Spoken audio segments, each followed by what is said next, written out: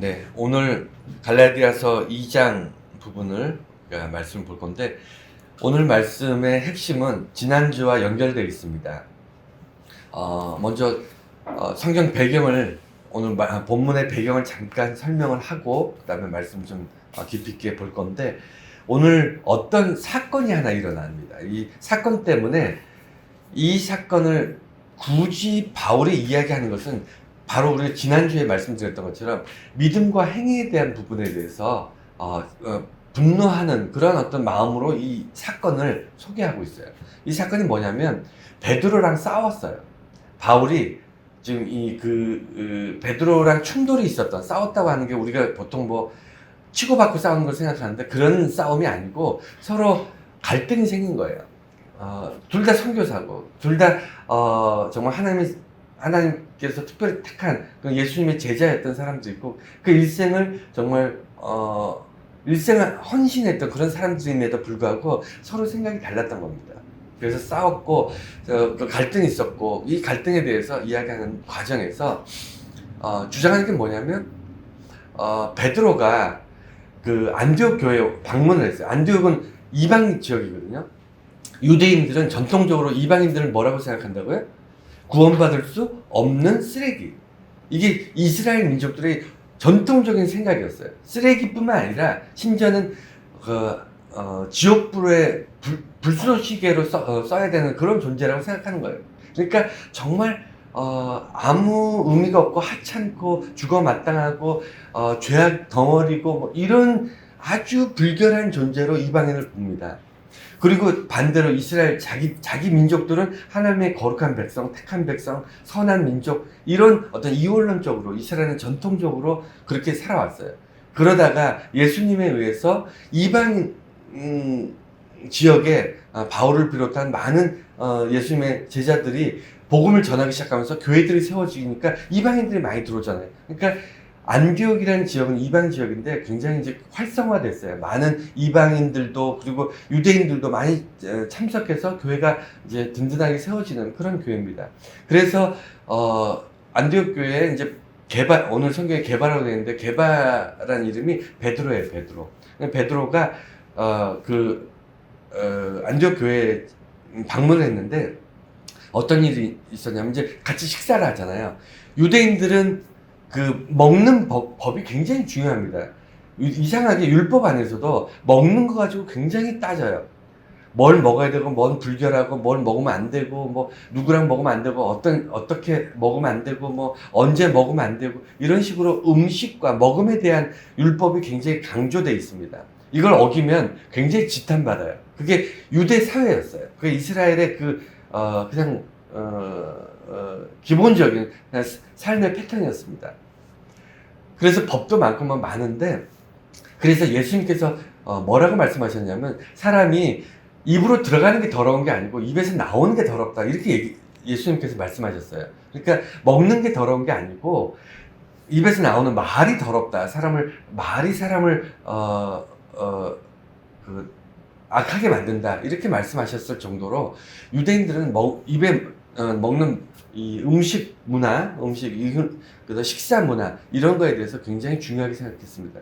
그러다 보니까 당연히 이방인과 유대인들이 함께 식사를 할까요, 안 할까요? 절대로 안 합니다.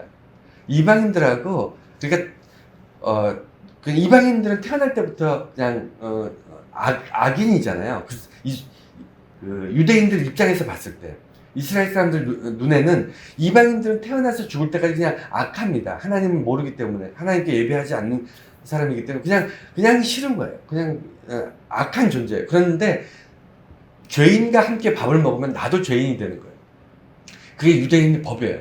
그러니까 내가 죄를 일부러 짓지 않는 이상은 유대인들이 이방인들과 같이 밥을 먹을 이유가 없습니다. 이방인들과 같이 밥을 먹는다는 자체는 스스로 죄를 짓는 거예요. 아주 더러운 죄, 아주 상상을 초월하는 죄를 짓는 게 뭐냐면 이방인들과 같이 밥을 먹는 거예요. 아주 비난받는 그런 행동이었어요. 그런데 그걸 누가 하고 있었냐면, 안디옥 교회 모든 성도들이 그렇게 하는 거예요. 이방인도 있고, 그 안디옥 교회는 이방인이 있으니까 이방인들도 많이 있고 유대인들도 많이 있고, 특히 바울이라든가 아니면 뭐 이런 유대의 지도자들, 사도들 이런 사람들도 안디옥에 많이 있었거든요. 그러니까 맨날 서로 보고 예배하고 하다 보니까 같이 밥도 먹고, 그러니까 유대 지역에서 베드로가 왔는데 이런 문화에 낯선 거예요. 낯설어서 같이 밥을 먹기는 하는데, 이방인들과 같이 어울려서 밥을 같이 식사를 하는데, 때 되니까 밥을 먹는데 이런 적이 태어나서 한 번도 없었던 거죠. 그 사도임에도 불구하고 이렇게 이방인들과 같이 먹어본 적이 없는데, 근데 마침 유대 지역에서 베드로를 보려고 또 한 무리의 유대 그리스도인들이, 유대 지역의 그리스도인들이 다시 방문을 한대요. 이 얘기를 들은 베드로가 어떻게 했냐면 밥 먹다가 일어나서 도망가요. 밥 먹다가 자리를 피합니다. 그 베드로의 모습을 보고 같이 먹던 베드로와 동행했던 사람들도 함께 일어나서 그 자리를 피해요. 왜 피할까요? 예, 유대 쪽에서 베드로를 만나려고 왔던 사람들이 베드로가 이방인들과 함께 식사하는 걸 보고 시험에 들까봐 베드로를 비난하고, 아니 사도인 줄 알았더니 이 사람 아주 몹쓸 사람이네, 이 사람 아주 악한 사람이네, 어떻게 율법을 어기면서 이방인도 같이 밥을 먹지, 이런 평가를 받고 손가락질 당할까봐 베드로가 그 자리에서 일어납니다. 이 모습을 보고 바울이 분노하는 거예요. 말로는 우리가 믿는다 하고 예수 그리스도의 십자가로 우리가 구원받았다고 얘기를 하지만, 그러니까 바울의 마음은 그건 거예요. 베드로, 너도 믿음이 있고 나도 믿음이 있는데 믿음 때문에 우리가 분노하는 게 아니고, 믿음은 있지만 믿음에 합당한 행동을 안 한다는 거예요. 베드로가 예수 그리스도로만 우리가 구원받았기 때문에 우리가 율법에 매이지 않아야 되고 오직 예수만 바라봐야 되는데, 베드로는 지금 뭘 바라보고 있죠? 사람들의 평가를 보고 있어요. 사람들이 나를 어떻게 평가할 것인가, 거기에 매인 거예요. 그런 사람들은 뭐가 안 보이죠? 예수의 십자가가 안 보이더라. 자, 이게 오늘 본문의 배경입니다. 이런 사건을 놓고 바울이 서신을 쓰면서 이 사건을 가지고 와서 사람들한테 소개하고 나서 그 의미에 대해서 정말 주옥 같은 해석을 해줘요. 주옥 같은 해석입니다. 단순히 믿음을 붙잡고 열심히 삽시다, 이게 아니고요. 믿음의 행위란, 믿음으로 살아간다는 것은, 믿음이 있는 사람이 살아가야 될 모습은 어떤 것인가에 대해서 아주 명쾌하게 오늘 본문 말씀에서 기록해줘요. 그래서 오늘 갈라디아서 2장 20절이죠. 갈라디아서 2장 20절은 정말 너무나도 유명한 말씀이고요. 너무나도 우리가 정말 가슴에 새기고 평생을 읊조리면서 우리가 말씀을 기억해야 될 그럴 가치 있는 말씀입니다. 네, 어쨌든 자, 그러면 이제 본문을 보면 첫 번째로 우리가 짚고 넘어가야 될 게 뭐냐면, 복음의 진리에 따라서 바르게 행하지 않는 자, 이게 이게 무슨 얘기냐면, 이게 바울을 분노하게 만들어요. 여러분, 베드로하고 바울하고 당시에 2000년 전에 베드로하고 바울 중에 누가 더 유명한 사람일까요? 누가 더 유명할까요? 당연히 베드로죠. 누가 더 힘이 있을까요? 당연히 베드로죠. 누가 더 영향력이 있을까요? 당연히 베드로죠. 그건 뭐라고 얘기할 필요가 없습니다. 당연한 얘기입니다. 그렇지 않나요? 바울은요, 당시에도 사람들이 의심했어요. 이 사람이 정말 사도가 아니라고 믿는 사람도 많았을 뿐만 아니라, 바울이 가면을 쓰고 몰래 침투해서 예수 믿는 사람들 다 파악한 다음에 다 잡아가려고 그리스도인인 척 이렇게 위장하고 있다, 가면을 쓰고 있다, 이렇게 생각했던 사람들이 당시에도 많았습니다. 거기에 반해 베드로는 예수님의 수제자였잖아요. 많은 사람들이 예수님과 함께 있는 걸 봤고요. 여전히 베드로의 한마디 한마디는 많은 사람들에게 영향력 있는 사람이었어요. 그러니까 베드로와 바울이 논쟁이 붙었다는 것은요, 이게 특히 바울이 베드로를 향해서 당신 이런 점에서 잘못하고 있어요 라고 얘기했다는 것은 마치 어떻게 표현을 해야 될까요? 어떤 영향력 있는 큰 누구라고 얘기할까요? 대학 교수? 예, 그 정도는 공부를 많이 한 사람이니까 대학 교수에게 뭐 초등학교 학생이 가서 뭐 수학과 교수한테 초등학교 학생이 가서 뭐 당신은 수학에 대해서 나보다 못합니다. 당신은 수학에 대해서 잘 모릅니다. 내가 당신보다 더 정확하게 알고 있습니다. 라고 얘기하는 것처럼 황당한 거예요. 이해가 되셨죠? 바울이 베드로에게 지금 대드는 것은 정말 황당한 사건인데 그것이 왜 가능할까요? 이게 어떻게 가능하게 됐죠? 바울이 성격이 모질어서? 아니면 바울이 성격이 급하고 불같아서? 이런 내용이 아니에요. 바울이 성격이 불같고 그럴 수 있습니다. 하지만 그렇다고 해서 베드로에게 이 컴플레인을 걸 만큼 그렇게 그런 위치에 있는 사람이 아닌데, 그럼에도 불구하고 베드로에게 화를 낼 수밖에 없었던 이유는요, 복음의 진리를 서로 알고 있지만, 방금 말씀드린 것처럼 복음의 진리는 베드로도 알고 나도 알고 있지만 베드로에게 당신은 진리대로 살지 않는다고 본 거예요. 이것은 여러분 굉장히 중요합니다. 왜냐하면 우리는 진리를 알고 있는 사람이라고 고백해요. 그렇지 않습니까? 성경 말씀을 읽으면서, 그리고 기도하면서, 그리고 예배드리면서 나는 진리 안에 있다. 예수 그리스도에 대한 십자가에 대한 구원에 대한 믿음이 있는 사람이다. 라고 저와 여러분들은 고백합니다. 고백하는데 고백한 대로 안 살고 있어요. 고백한 대로 살지 않습니다. 저와 여러분들은 고백만 해요. 거기에 대해서 바울이 분노하는 거예요. 마치 베드로가 그랬던 것처럼 적당히 섞어서, 적당히 좋은 게 좋은 거라고, 적당히 사람들한테 인정도 받고, 적당히 사람들하고 타협도 하고, 환경이나 여건에 대해서 적당히 타협하면서 사는 이런 모습들의 그리스도인들, 여기에 대해서 바울이 굉장히 분노한 겁니다. 그래서 베드로의 행위, 방금 설교 초반에 말씀드린 것처럼 이 사건이 있을 때 왜 베드로가 식사를 하다가, 이방인들과 함께 식사를 하다가 자리에 일어나서 그 자리를 떴냐면 예수 그리스도의 십자가에 대한 진리 때문일까요? 아니면 자기의 신앙적인 어떤 지조 때문일까요? 아니면 자기의 믿음이 흔들릴 수 있는 어떤 그런 시험이 왔기 때문일까요? 아니면 내적 갈등일까요? 아무것도 아니에요. 그러면 도대체 왜 베드로가 그 사도 중에, 예수님의 제자 중에 수제자라고 얘기하고 기독교 역사에 굉장히 중요한 사람이었고 굉장히 의미 있는 사람이고 많은 영향력을 미치는 베드로가 왜 그 자리를 피했을까요? 왜 일어나서 도망갔을까요? 왜 그 자리를 떠나야만 했을까요? 이유는 하나입니다. 사람들의 시선이에요. 우리 예수 믿는 사람들 뿐만 아니라 우리는 사회생활을 하다가도 자기가 원하는 것이 있지만 그 원한대로 살지 못하는 사람들은 왜 그럴까요? 자유가 없어서 그럴까요? 힘이 없어서 그럴까요? 능력이 없어서 그럴까요? 아닙니다. 다른 사람들의 평가나 다른 사람들의 손가락질, 다른 사람들의 비난, 다른 사람들의 어떤 평가가 무서워서 자기가 그걸 못하는 경우도 상당히 있습니다. 왕왕 있어요. 예수 믿는 사람들이 예수 믿는 것을 드러내지 못하는 이유가 뭘까요? 사람들의 평가 때문입니다. 예수 믿는 사람이 예수 믿는 그 믿음으로 세상을 이길 수 있는데 세상의 부조리한 모습들, 세상의 방식들, 자기 이기적인 모든 사람들 속에서 이타적인 예수님의 마음으로 정말 자기를 죽기까지 주셨던 예수님의 제자답게 예수님의 모습을 따라서 살아갈 수 있는데 오직 예수를 믿는 사람들이잖아요, 우리는. 그럼에도 불구하고 왜 안 하냐면 세상과 다르게 사는 튀는 자기의 모습에 대해서 세상이 보는 평가와 손가락질, 세상이 보는 어떤 기준, 내가 예수 안에서 나를 바라보는 기준이 서로 다르기 때문이에요. 그래서 사람들의 평가에 휘둘렸다는 것. 그리고 가치 기준에 대해서 말씀드리고 싶은 거예요. 우리는 요새 100원 하는지 모르겠는데 모나미 볼펜 100원 더 하나요?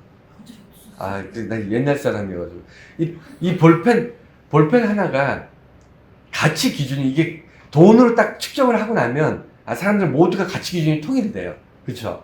그런데 돈으로 사고 팔 수 없는 물건들이 있습니다. 그거는 사람마다 가치가 달라요. 어떤 사람은 돈이라는 게 참 편하긴 해요. 왜 자본주의 사회에서 돈이라는 것이 기준을 딱 만들어가지고 돈이 얼마 그러면 모든 사람이 그 물건의 가치를 딱 똑같이 정합니다. 그런데 돈으로 사고 팔지 않는 물건들에 대해서, 아니면 어떤 사건에 대해서, 어떤 일에 대해서 그것의 가치를 둘 때, 그 어떤 사람에게는 정말 목숨을 걸고 걸어야 될 만큼 귀한 가치인 것도 있고요. 똑같은 물건인데 어떤 사람에게는 아무 의미 없는 그런 물건일 수도 있어요. 그러니까 가치라는 것은 상대적인 거예요. 가치는 내가 거기에 무엇을 투자하느냐, 무엇을 걸고 있느냐, 무엇을 희생하느냐, 무엇을 교환 조건으로 쓰느냐에 따라서 가치가 다 다릅니다. 이 말씀을 왜 드리냐면, 여러분, 예수 믿는 사람들이 다 똑같은 가치로 교회 다니지 않아요. 예수 믿는 사람이 다 똑같은 가치를 가지고 예수님을 바라보지 않습니다. 교회 다니는 사람들이, 예수 믿는 사람들이 다 똑같은 가치를 가지고 하나님께 예배하지 않아요. 왜냐하면 아까 말씀드린 것처럼 하나님은 돈으로 살 수 없잖아요. 돈으로 측정할 수 없습니다. 예수 그리스도의 구원을 우리가 돈으로 주고 살 수 있나요? 안 되니까 사람마다 자기가 거기에 가치를 매기는 거예요. 근데 그 가치는요, 사람마다 달라요. 그런데 그 가치가 우리가 인생에서 예수님이 중요한 이유는 뭐죠? 예수를 위해서 내가 엄청난 것을 대가로 지불했기 때문에 예수님이 나한테 귀한 가치인 거예요. 근데 지불하지 않아요. 그게 문제입니다. 교회 다니는 사람들은요, 심하게 얘기하면 오늘 뒷부분에 다시 반복해서 나오겠지만, 예수님 십자가에 못 박히신 걸 바라보면서 나도 함께 십자가에 못 박히고 예수와 함께 죽어야지. 오늘 본문이 그거잖아요. 그런데 그렇게 고백하지 않고요, 예수님이 여전히 십자가에 못 박혀 계십시오. 대신 그 밑에서 기도하는 나의 기도의 제목, 나의 기도를 응답해 주세요. 예수님이 십자가에 못 박혀 계시고 내가 예수님 향해서 부자가 되게 기도해 달라고, 건강하게 기도해 달라고, 장수하게 기도해 달라고 하는 그 모든 기도를 십자가에 못 박힌 채로 기도를 응답해 주세요 라고 얘기하는 게 우리들의 모습이라는 거예요. 너무 비참하지 않습니까? 자기 자신을 좀 돌아보세요. 예수 믿는 사람들이요, 예수와 함께 십자가에 못 박히고 예수를 통해, 예수 때문에 고난받는 걸 감수하고, 예수 때문에 내가 손해보고 희생하는 것에 대해서 아까워하지 않는 그런 모습으로 살고 있나요? 예수님은 그렇게 사셨지만 우리는 다르게 살잖아요. 그게 바울의 눈에 보인 거예요. 베드로를 통해서 보였고, 유대 베이스를 가지고 있는, 유대교적 베이스를 가지고 있는 그리스도인들의 모습에서 보인 겁니다.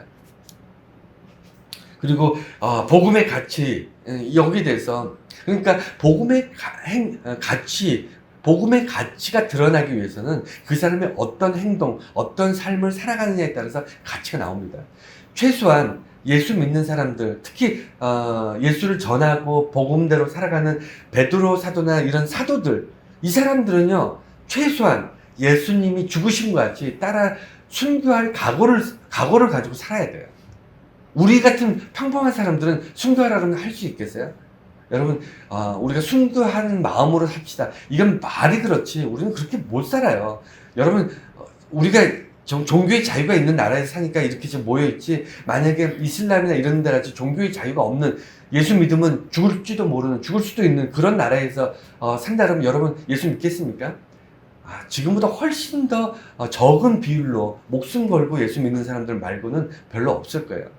저는 그렇게 생각해요. 그렇기 때문에 어떤 가치를 가지고 살아가느냐가 왜 중요하냐면, 예수님의 제자들, 예수님을 쫓아 살아가는 그 사람들이 어떤 가치를 가지고 예수를 믿느냐를 우리들이 보고 따라가는 거예요.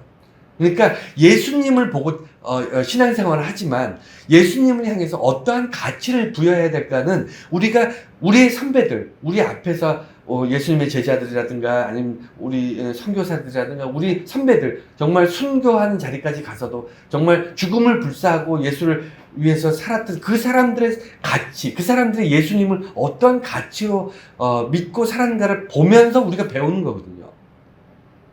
그래서 바울이 아주 단호하게 얘기하는 겁니다. 복음의 믿음에 대한 생각이나 감각 아니면 어떤 관념을 가지고 예수 믿지 말라는 거예요. 관념적으로 그냥 막연하게 예수 믿지 말고요, 실제적으로 예수를 믿으라는 거예요.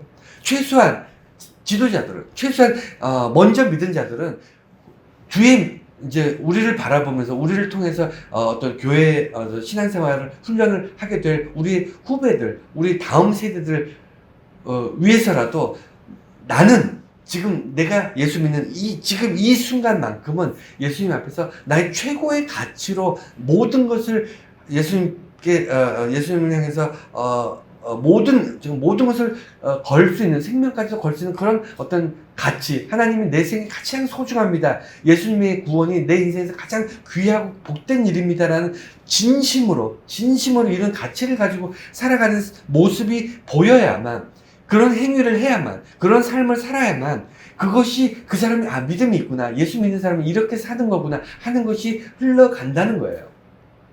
그냥 생각으로만, 마음으로만, 아니면 무슨 공부한 내용으로 이렇게 예수 믿는 것이 아니라는 겁니다.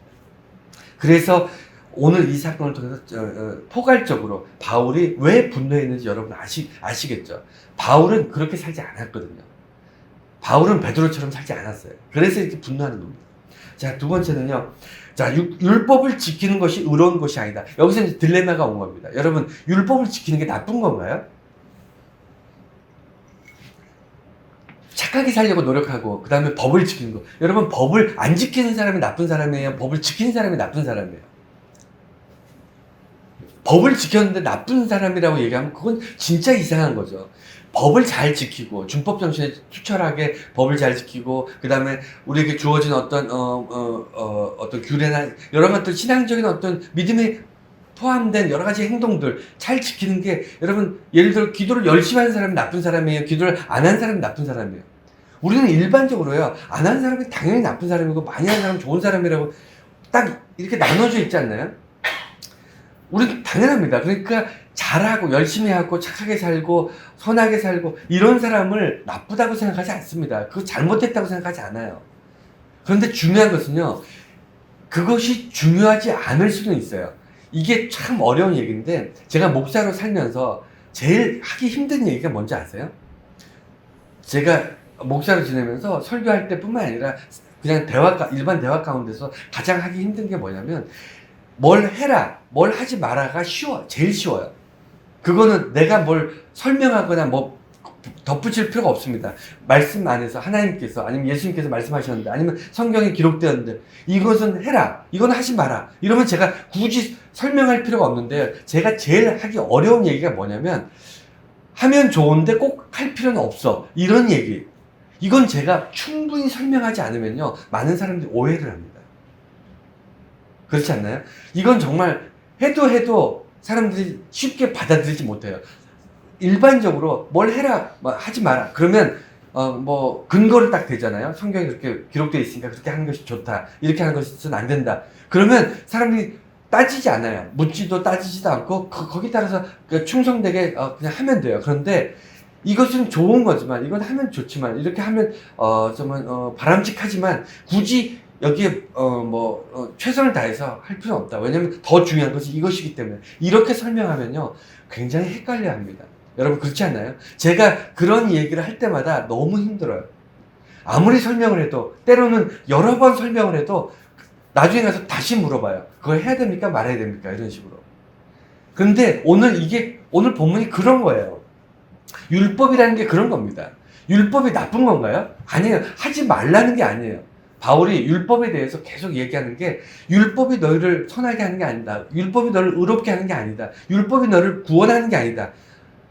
여지까지 평생을 법을 지키면서 모든 사람으로부터 그 법을 잘 지키기 때문에 존경받고 칭찬받고, 그 다음에 사회적으로 모범적인 삶을 살고 많은 사람이 존경하고 존경받으면서, 내가 사람들 앞에 떳떳해, 나는 법을 어긴 게 없어, 나는 그런 죄인들보다 훨씬 더 경건하게 잘 살고 있어 라고 자랑할 만한 그런 법, 그게 율법인데, 그 법을 잘 지키면서 살면서 사람들한테 자랑하면서 살았던 그런 유대 지도자들한테 이것이 중요하지 않다는 거예요.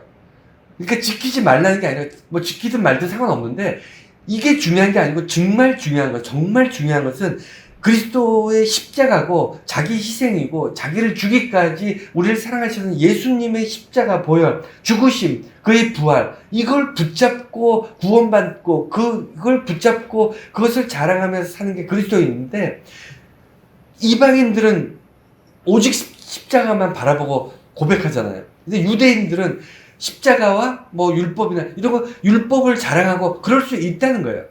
그럴 수 있어. 하지만 바울이 얘기하는 건 뭐냐면, 이방인들에게 유대인들이 너희들이 율법까지 해야 된다고 전하지 말라는 거예요. 그러니까 제가 쉽게 얘기할게요. 경건한 사람이 있습니다. 아주 악한 사람이 있어요. 그런데 둘 다 예수를 믿었어요. 그래서 교회를 다닙니다. 경건한 사람은요, 늘 경건하게 살았기 때문에 경건하게 사는 게 어렵지 않아요. 그렇죠. 근데, 아주 불량하게 산 사람이 있어요. 나쁜 짓도 많이 하고, 폭력, 사람들 줘 패고, 술 먹고, 맨날 사람들 괴롭히고, 이렇게 흔히 말하는 그냥 불량하게 살았던 사람이에요. 그런데 교회에 와서, 잘 살아보겠다고 열심히 이제 살고 있습니다. 그런데 한 교회에서 이렇게 사는데 경건하게 원래 경건하게 살던 사람이 불량하게 살던 사람한테 너는 교회 다니는 사람이 그렇게 불량하게 살면 안 돼라고 얘기하지 말라는 거예요. 너나 잘하는 거예요. 서로 너나 잘하면 돼요. 예수 믿는 사람은요, 내가 경건하겠다고 남들한테도 너도 경건해야 돼 라고 얘기하지 말고, 우리는 서로 예수 그리스도 안에서 구원받았다 라는 공통 분모를 즐기시면 돼요. 그걸 누리시면 됩니다. 그 불량한 사람이 끝까지 불량해서, 예를 들어 그렇게 불량하다 교회에 문제를 일으키고 교회를 떠나고 그다음에 구원을 떠나고, 이거는 그 사람의 문제예요. 안타깝지만 그건 그 사람의 문제입니다. 우리가 옆에 있는 사람이, 경건한 사람이 너 나같이 경건하게 하루에 기도 많이 하고 봉사 많이 하고 그러면 너 불량한 삶을 정리하고 나처럼 거룩한 사람이 될 수 있고 구원받을 수 있어 라고 얘기할 필요 없다는 거예요. 이게 바울이 얘기했던 이방 그리스도인과 유대 그리스도인들 그 사이에서 일어나는 갈등을 해결하는 방법이었어요. 여러분 불편하지 않으세요? 불편하잖아요. 왜냐면 우리는 경건하니까. 우리 당장이라도 지금 길 가는 사람, 교회를 전혀 모르고 예수를 전혀 모르는 사람이 들어와서 여기서 교회 뒷자리에 앉아서 자기 하고 싶은 대로 깽판 치고 예배를 방해하고 그러면 우리 화가 났지 않나요? 화나고 불편하지 않습니까? 그런데 그거 신경 쓰면 안 된다는 거예요. 왜냐면 우리는 예수로만 구원받은 사람이니까 예수만 바라보면 되지, 우리 주변의 환경들, 평가들, 나를 어떻게 생각하느냐, 이런 게 중요하지 않다는 겁니다. 그래서, 율법을 지키면 안 된다는 것이 아니고, 율법을 지켜도 되지만, 다른 사람한테 율법을 지키는 것을 강요해서, 너희들이 나처럼 율법을 지키지 않으면 구원받을 수 없다는 식으로 얘기하거나 강요하지 말라는 겁니다. 또 하나는요, 율법이 왜 불완전하냐면 율법은 다 지켜도 부족해요. 그러니까 율법을 잘 지킨다고 천국 가고 구원받고 예수 그리스도의 제자답게 살 수 있느냐면 그렇지 않아요. 율법이라는 건요, 유대 사회에 오래전부터 내려왔던 어떤 문화와 연결되어 있습니다. 율법이라는 것은 원래 하나님께서 베풀어 주신 법은 두 가지밖에 없어요. 제사법, 여러 가지 하나님께 제사를 지내는 그런 법과 민간법, 그러니까 사회법, 그러니까 우리로 따지면 민법이나 상법이나 이런 법 있잖아요. 서로 대인 관계에 있는 어떤 그런 데에서 정해지는 그런 법들, 이 두 가지 법으로 그냥 그러니까 하나님을 사랑하기 위해서 제사를 지내야 되는데 제사에 관계된 법과, 그 다음에 내 이웃을 내 몸처럼 사랑하라고 하셨는데 내 이웃을 사랑하기 위해 서로 관계 속에서 일어나는 법들, 이런 것들을 정하신 건데, 율법은요, 유대인들이 지키는 율법들은 뭐냐면 안식일날 뭐 하면 안 돼, 죄를 짓다가 안식일날 걸리면 돌로 쳐서 죽여야 돼, 이런 내용들이 되어 있어요. 그러니까 우리하고 너무 많이 달라요. 율법의 어떤 정신과 오늘날 우리가 살아가는 현실과는 너무 다릅니다. 그래서 율법을 다 지키기도 어렵지만, 다 지킨다고 해도 구원과는 아무 상관이 없어요. 왜냐면 하나님 앞에 의로워지기 위해서 율법을 지키는 건데, 율법을 다 지켜도 우리는 죄악 속에 정말 말할 수 없는 더러운 것들을 가득 있는 게, 그게 우리 인간이에요. 우리는 나는 아니라고 말하지 마세요. 여러분들, 나는 다르다고 생각하지 마십시오. 여러분 속에 분명히 다른 것이 다 있어요. 아주 지저분한 것도 가득 차 있습니다. 율법을 다 지켜도요, 속의 끝까지 정화되지 않아요. 여러분 속에 있는 악한 것들은 뭐죠? 탐욕과 음란과, 그 다음에 다른 사람과 비교하고, 다른 사람을 이용하고, 나의 어떤 만족을 위해서 다른 사람들에게 거짓말하고, 다른 사람 속이고, 이용해먹고, 우리 주변에 그런 사람들 천지잖아요. 여러분도 그렇고, 저도 그렇잖아요. 그래서 율법을 아무리 잘 지키고 안식일을 어떻게 지내고 뭐를 어떻게 하고 무슨 제사법을 어떻게 지내고 다 지켜도요, 우리는 구원의 이름을 갖고 하나님 앞에 의로운 존재가 될 수 없어요. 그렇기 때문에 예수님이 오셔서 죽으신 겁니다. 내가 의로운 존재가 될 수 있고 율법을 지켜서 구원받을 수 있으면 예수님이 왜 죽으십니까? 예수님이 그렇지 않나요? 그게 사도 바울의 고백이고 오늘날 우리들의 고백이에요. 예수님이 하나님이 이 땅에 오셔서 죽으시길 만큼 정말 힘든 일이 구원의 사건인 거예요. 그래서 세 번째는 율법은 다 지켜도 구원받을 수 없는데 다 지키지도 못해. 그게 율법이에요. 그러니까 율법을 우리가 바라볼 때 필요 없다, 쓸모 없다가 아니라 아니면 지켜봐야 뭐 도움이 안 된다 이런 차원이 아니라 하나님의 법을 지키는 건 참 좋은 일이지만 그것을 다 지킬 수도 없고 다 지킨다고 해도 구원받는 것도 아니고 구원은 오직 예수인데 예수로 구원받은 사람들이 거룩하게 살기 위해서 율법을 지키면 참 좋겠지만 그나마 율법에 매여서 내가 다 지키지 못했다고 나를 학대하거나 다른 사람이 율법을 다 지키지 못했다고 손가락질하고 비난하거나 이거는 아니겠다. 이거는 하면 안 되겠다. 최소한 요 정도가 딱 맞는 거예요. 법을 지키면 좋죠. 우리가 기도하는 게 기도 안 하는 것보다 낫잖아요. 우리가 예배 드리는 게 예배 드리지 않는 것보다 훨씬 낫습니다. 하지만 예배 드리지 못하는 경우도 있잖아요. 그걸 향해서 손가락질하면 넌 지옥 가야 돼 라고 말하면 안 되죠. 근데 일부 강경 목사들이 가끔 그런 얘기를 합니다.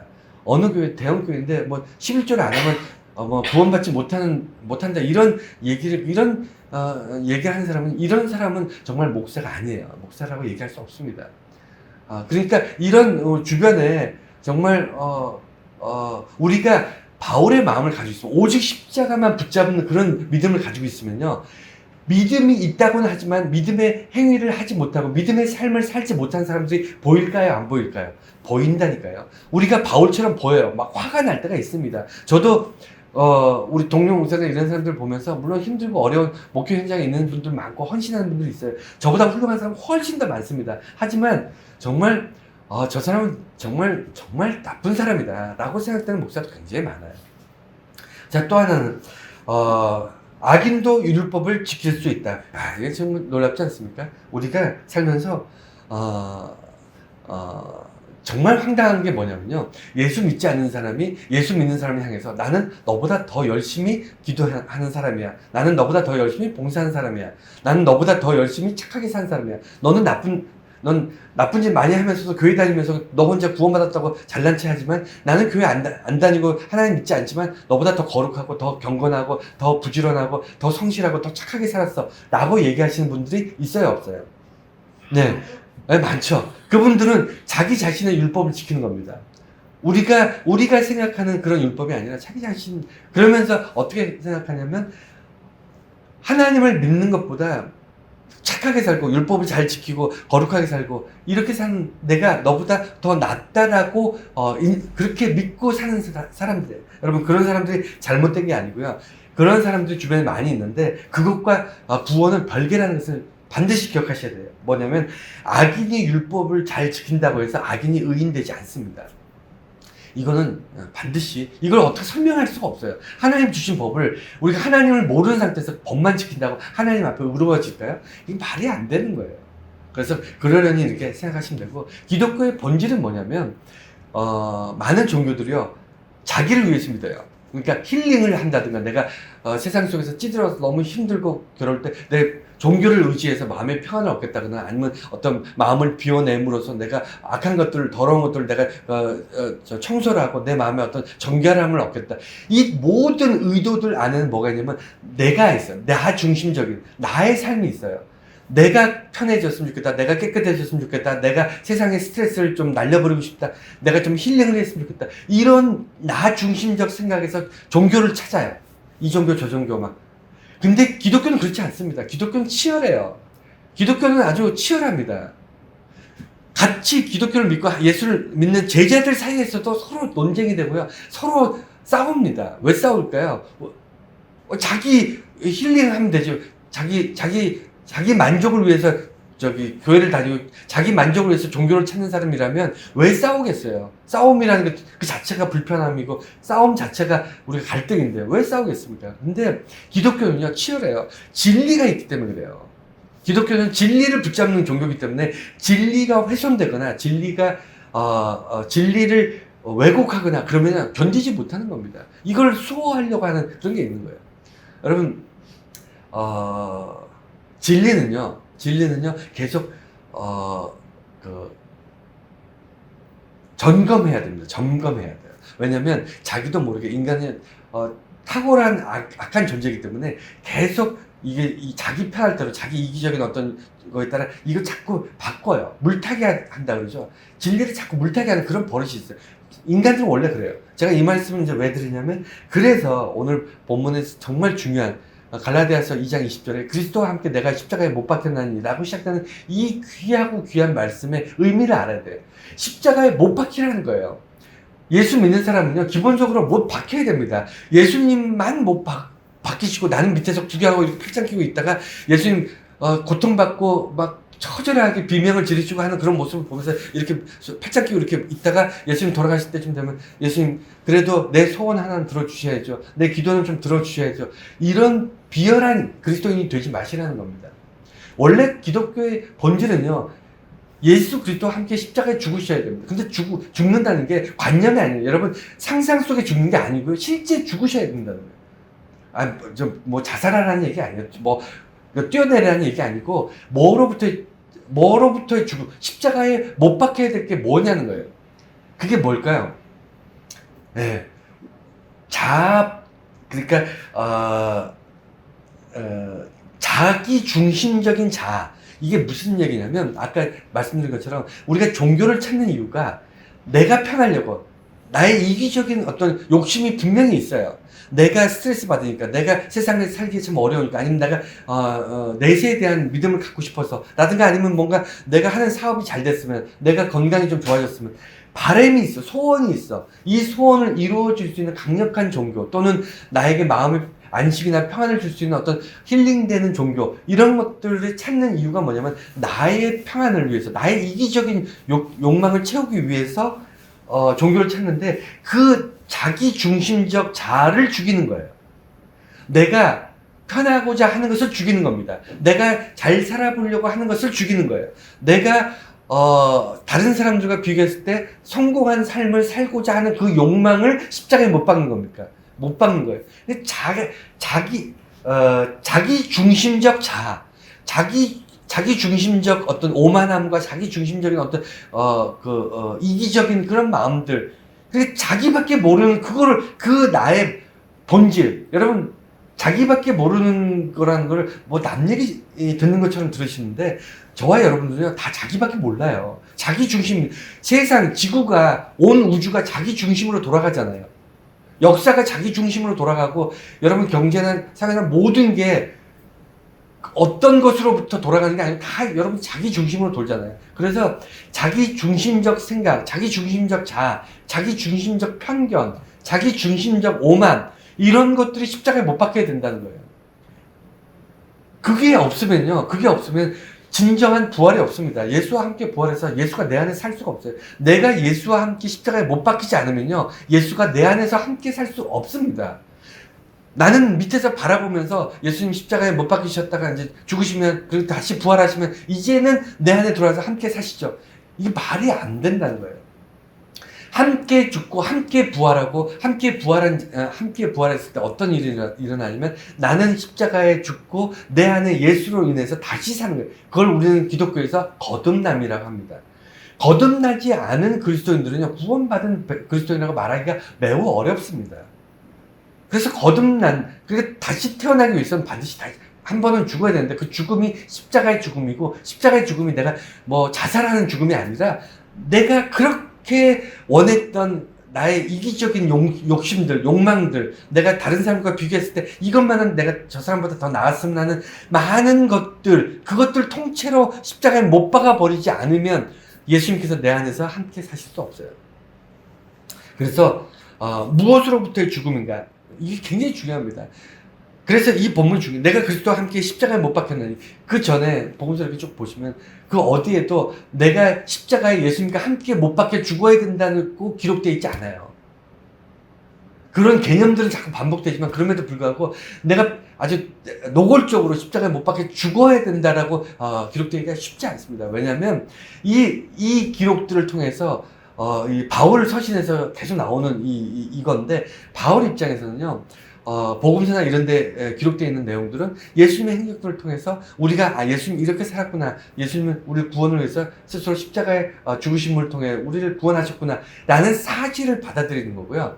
바울 입장에서 이 서신서 신약 성경을 기록할 때 서신서에서 중요한 관점이 뭐였냐면 내가 믿음에 의한 행동, 그 행동이 내 믿음이 십자가의 믿음이에요. 십자가를 통해서 붙잡으면서 구원받을 수 있다. 예수 십자가 유일한 구원의 길이다가 나의 믿음이고요. 믿음에 따른 행동은 뭐냐면 그러므로 내가 예수님과 함께 십자가에 못 박혀 죽어야 되겠다. 이게 나의 선택이고 나의 행동인 거예요. 믿음의 행동이 그거예요. 그러고 나는 어떤 일이 발생하냐면 예수님이 내 안에 들어와서 함께 사시는 거예요. 이건 나의 선택이 아닙니다. 예수님의 선택이죠. 그래서 결론입니다. 내 안에 그리스도께서 사시는 것, 이게 2장 20절의 결론이고 우리가 궁극적으로 꿈꾸는 삶인데, 내 안에 그리스도가 들어와서 함께 살지 않으면요 그리스도인이라고 할 수 있을까요, 없을까요?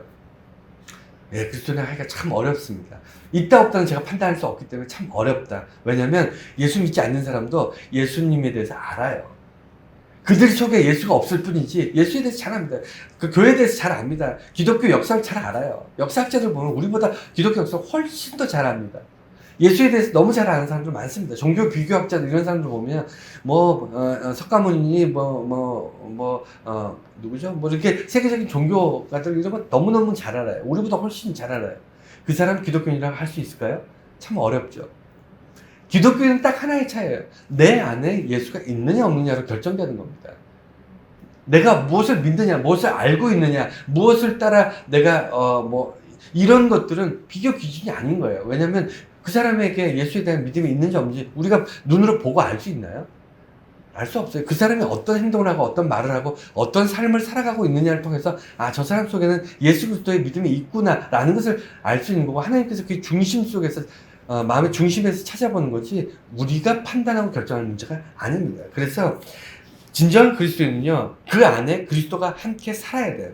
사는 건데, 함께 산다는 것은 놀라운 축복인 이유가 뭐냐면, 우리가 예수님이 내 안에 함께 살지 않고 예수님 밖에 있고 예수님 십자가에 여전히 매달려 있고 나는 십자가 밑에서 구경꾼으로 살 때는 예수를 믿기가 어려워요.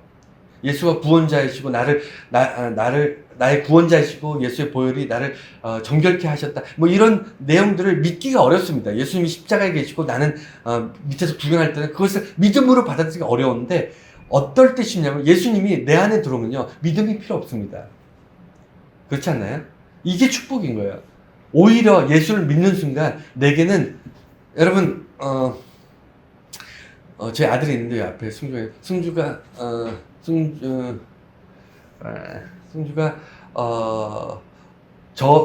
저의 아들인 걸 승주가 알 수 있을까요?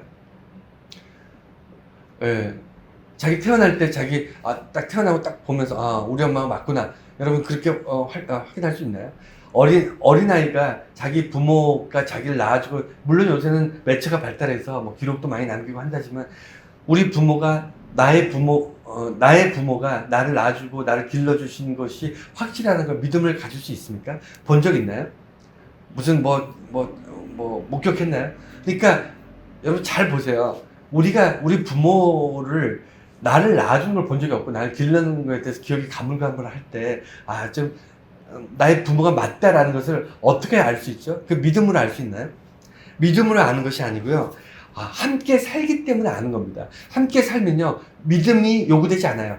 날마다 우리 아들이 저를 보면서 이분은 나의 아버지야. 내가 믿어야 돼. 그리고 그 다음날 또 아침에 일어나서 이분은 나의 아버지야. 내가 반드시 믿어야 돼. 이럴 필요 있습니까? 필요 없잖아요. 함께 살면 돼요. 함께 살면 굳이 이 부모야, 내 자식이야 라고 막 믿음을 가져야 돼. 이럴 필요 없어. 그런데 어떤 경우에 믿음이 필요하냐면, 부모 자식 간에도 굉장히 멀리 떨어져 있거나, 아니면 태어나서 자식을 버렸는데 그 자식이 입양돼서 막 이렇게 살다가 몇십 년 만에 만났어요. 그럼 몇십 년 만났으면 나를 낳아준 건 본 적도 없고, 그다음에 그 자료상으로만 내 부모로 되어 있는 건데 나를 키워주지 않았어. 나를 낳고만 버렸어. 그리고 내 부모라는 어떤 사실도 확실하지 않아. 이런 상태에서 20년 만에 만약에 만났다고 한번 가정을 해보세요. 그러면 그 자식은요, 그 부모를 내 부모라고 믿어야 될 믿음이 필요해요. 그렇지 않습니까? 함께 살지 않았었기 때문에 이 사람은 나를 낳아준 부모야라는 사실에 대한 믿음이 필요하다고. 그런데 예수님이 내 안에 살면요, 우리는 평생 동안 그렇게 큰 믿음을 필요로 하지 않습니다. 함께 살고 있으면 그냥 예수님께서 나의 구원자 되셔, 나와 함께 하시면서 나와 함께 하셔, 이거 하나가 큰 복이라니까요. 예수 믿는 사람은 예수와 함께 살면 큰 복이 돼. 왜 그러냐면 이게 왜 필요하냐면 인간이 본질적으로 믿음이 약한 존재예요. 환경에 따라서, 어려움에 따라서, 어려운 일이 생기거나 아니면 나의 어떤 관심사에 따라서, 아니면 나의 어떤 재능이나 어떤 역량에 따라서 우리는 믿음이 변해요. 우리는 오늘은 이걸 믿었다가 그 다음날은 저걸 믿는 그런 존재입니다. 믿음이 견고한 것 같지만 인간들은요, 결코 믿음에 대해서 견고하지 않아요. 그렇기 때문에 믿음이 태생적으로 연약한 존재인 우리 인간을 위해서 예수님께서는 우리와 함께 기거해 주십니다. 그래서 우리와 함께 살아가면서 우리로 하여금 믿음이 연약할지라도 함께 살면 믿음이 약해도 돼요. 함께 살면, 예수님이 내 안에 살면요, 우리가 믿음을 강하게 붙잡을 필요가 없습니다. 그래서 이게 복인 거예요. 그래서 인간이 스스로 의로워질 수 있다면 예수님의 죽음이 헛된 것이다 라고 오늘 본문에서 바울이 고백합니다. 여러분, 예수님께서 십자가에 지시고 그 고통 가운데 그 죽으심으로, 그 부활하심으로 그 모든 것을 견딘 이유는요, 이것 때문에 우리가 되게 약해서 그래요. 예수님을 믿고 예수님을 의지하고 이럴 만한 믿음 자체가 별로 없어요. 우리는 처음엔 좀 믿어졌다가 좀 지나고 어려운 일이 생기고 좀 뭐 바쁜 일이 생기고 그러면 또 후다닥 다 잊어버리고, 그게 인간의 모습입니다. 우리들의 모습이에요. 너무나도 잘 알기 때문에 예수님께서 우리와 동행하시고 함께 내 안에 예수님께서 함께 살아가고 살아가시기 위해서 우리로 하여금 함께 십자가에 못 박혀 죽기를 원하신 거예요. 그래서 본인이 십자가를 지시면서 나와 함께 십자가를 지고 그 다음에 부활하고 그 다음에 함께 동행하고 천국까지 함께 우리가 가자. 이게 예수님께서 오늘날 우리에게 주시는 복음의 본질입니다. 바울이 그걸 전했고요. 우리는 바울로부터 전해진 이 말씀을 통해서 수천 년이 지났지만 오늘날까지 복음의 진리를 오늘날 우리가 전달을 해서 받은 거예요. 근데 그 과정 가운데 정말 많은 사람들이 믿음의 희생과 헌신과 이런 것들, 그런 삶을 살았어요. 수많은 사람이 순교했고요. 기독교 역사에 이루 세아릴 수 없는 문명의 많은 선교사들과 많은 순교자들이 우리 앞에 있었습니다. 그들의 삶의 모습 때문에 오늘날 우리가 복음의 진리를 붙잡고 예수님과 함께 십자가에 못 박히고 나 자아를 다 못 박아버리고 예수님이 내 안에 들어서 함께 정말 그리스도와 함께 연합하여 협력하여 살아가는 그런 복된 삶을 누리게 된 거예요. 거저가 아닙니다. 거저 아니고 이게 날로 그냥 그냥 먹은 게 아니고 정말 여기에는 예수님을 통해 예수님을 비롯해서 수많은 우리 앞에 있는 사람들의 내용들이 있었음을 우리가 반드시 기억하셔야 돼요. 반드시 기억하셔야 돼요. 이것을 통해서 우리가 복음의 본질이 무엇인지 조금 더 명쾌하고 정확하게 붙잡으셨다면 앞으로 또 갈라디아서를 통해서 우리가 새롭게 믿음이 무엇이고 그 다음에 복음이 무엇이고 진리가 무엇인가에 대해서 우리가 더 고민하면서 더 새로운 모습으로 더 새로운 어떤 믿음으로 더 강건해지는 그런 모습들을 우리가 회복할 줄로 믿습니다.